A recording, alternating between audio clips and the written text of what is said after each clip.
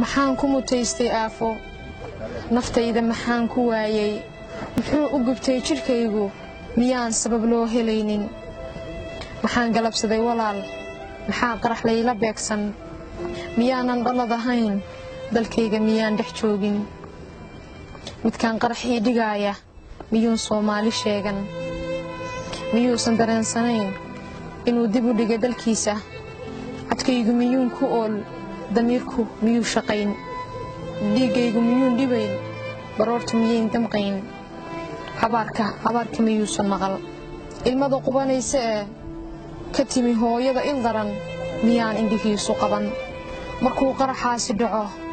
miyaad hurdo seexataa anfaaci miyaad cuntaa maamada Soomaaliyeed horaadka miyay ku siin maxaad nagu laynaysaa xaqaagii miyaan ku dhaafshay miyaan maalkaa dhaco miyaan dheeftaada cunay maxaad cadowgay ku tahay